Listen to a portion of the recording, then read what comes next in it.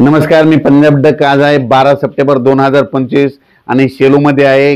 या ठिकाणाहून महाराष्ट्रातल्या शेतकऱ्याला परतीच्या पावसाचा अंदाज देणार आहे. कारण की या ठिकाणून कशामुळे की पाऊस चालू असताना वेळ कमी असल्यामुळे मला आज या ठिकाणाहून अंदाज द्यावा. तर महाराष्ट्रातल्या शेतकऱ्याला सांगू इच्छितो की आज आहे 12 सप्टेंबर. आजच राज्यामध्ये ठिकठिकाणी पावसाला सुरुवात होणार आहे, म्हणून हा अंदाज लक्षात घ्यायचा.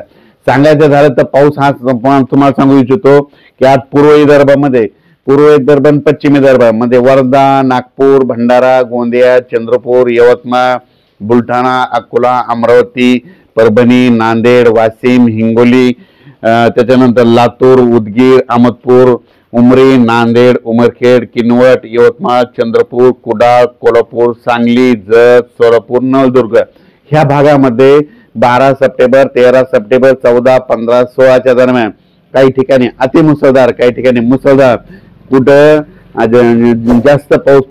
जास्त पाऊस पडणार आहे, म्हणून हा अंदाज लक्षात घ्यायचा. आणि राज्यातल्या सर्व शेतकऱ्याला सांगू इच्छितो की उद्या 13 पासून सगळ्यात जास्त पश्चिम महाराष्ट्र म्हणजे सोलापूर जिल्हा, सांगली जिल्हा, पुणे जिल्हा, सातारा जिल्हा, कुडाळ, कोकणपट्टी, त्याच्यानंतर आपलं धाराशिव जिल्हा, लातूर जिल्हा, बीड जिल्हा, अहिल्यानगर म्हणजे ह्या पट्ट्यामध्ये जवळपास 13 ते 17च्या दरम्यान काही ठिकाणी अतिमुसळधार पाऊस पडणार आहे, म्हणून ह्या जिल्ह्यातल्या शेतकऱ्यांनी अंदाज लक्षात घ्यायचा. इतका मुसळधार पाऊस पडल्यामुळे काय होणार आहे, त्या तळ्याला पाणी येणार आहे, तळ्याचं पाणी उजनीचं सोडावं लागणार आहे, कोयनेला पाणी येणार आहे, कोयने सांगलीकडे पूर परिस्थिती निर्माण होईल, म्हणून नदीकडच्या शेतकऱ्यांनी हा अंदाज लक्षात घ्यायचा. आणि राज्यातल्या परत शेतकऱ्याला सांगू इच्छितो की मग त्याच्यानंतर परत 13 मध्ये 14 सप्टेंबर ते 18 सप्टेंबरच्या दरम्यान पुन्हा तळोदा तालुका, शिरपूर, यावल, बुरामपूर, अचलपूर, वरुड, जामनेर, हरिशाल, नंदुरबार, चोपडा, अकोट, तेलारा, सावनेर, एरंडोल, पाचोळा म्हणजे ह्या पट्ट्यात काय होणार आहे, 14 ते 18च्या दरम्यान पुन्हा तिकडल्या भागात देखील पाऊस पडणार आहे, म्हणून त्या भागातल्या शेतकऱ्यांनी अंदाज लक्षात घ्यायचा. त्याच्यानंतर इगतपुरी, नाशिक, येवला, येलोरा, संभाजीनगर, जालना, लोणार, पुसद, डिग्रस, अर्धापूर ह्या पट्ट्यात देखील 14 ते 18च्या दरम्यान पाऊस पडणार आहे, म्हणून हा अंदाज लक्षात घ्यायचा. राज्यातल्या सर्व शेतकऱ्याला सांगू इच्छितो की हा परतीचा पाऊस आहे.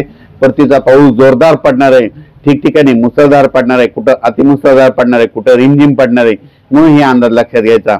आम्ही म्हटलं होतं ना 12 तारखेला आमच्या मराठवाड्याकडे पाऊस सुरू आहे, तर पाहू शकता मराठवाड्याकडे आमच्या इथं पाऊस सुरू झालेला आहे. आणि आता पण तुम्हाला शेतकऱ्याला एक सांगू इच्छितो की राज्यात आता सविस्तर सांगतो, मुंबईला देखील मुंबई, इगतपुरी, नाशिक, नंदुरबार, धुळे, जळगाव ह्या पट्ट्यात देखील 14 ते 18च्या दरम्यान काही ठिकाणी अतिमुसळधार पाऊस पडणार आहे. कुठं मुसळधार, कुठं रिमझिम, कुठं पेनरोलचा पाऊस पडणार आहे, म्हणून शेतकऱ्यांनी आणि जनतेने हा अंदाज लक्षात घ्यायचा. त्याच्यानंतर कोकणपट्टीला देखील संपूर्ण त्या कोकणपट्टीच्या जिल्ह्यामध्ये चांगला जोराचा पाऊस पडणार आहे, म्हणून कोकणातल्या सगळ्या शेतकऱ्यांनी अंदाज लक्षात घ्यायचा.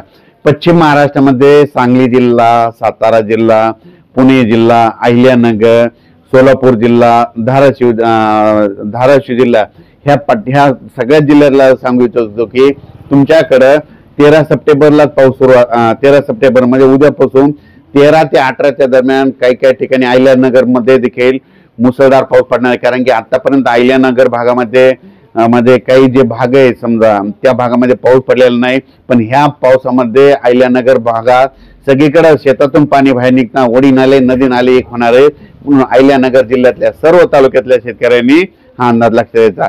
सांगायचं झालं तर हे परतीचा शेवटचा पाऊस सगळ्याच जिल्ह्यांना झोडपून काढणार आहे, पण दररोज आज या भागात पर्यंत उद्या दुसऱ्या जिल्ह्याला झोडपेना, परवा दिवशी तिसऱ्या तालुक्याला झोडपेना, पण सगळीकडे जोराचा पाऊस पडणार आहे, म्हणून हा अंदाज लक्षात घ्यायचा. शेतकऱ्यांचं ज्यांचं सोयाबीन काढणी चालू आहे, मूग काढणं चालू आहे, उडीद काढणं चालू आहे, तुम्ही काय करायचं, जसे वेळ भेटेल आता समजा याच्यामध्ये काय होणार आहे, या सप्टेंबर महिन्यात जशी वेळ भेटेल तसं तुम्ही काढायचं, दुपारपर्यंत काढायचं, 1 घंटा ऊन द्यायचं, लगेच उचलायचं आणि झाकून ठेवायचं. असं केल्याच्या नंतर तुमचं सोयाबीन मूग असो ते भिजणार नाही, म्हणून हे लक्षात घ्यायचं.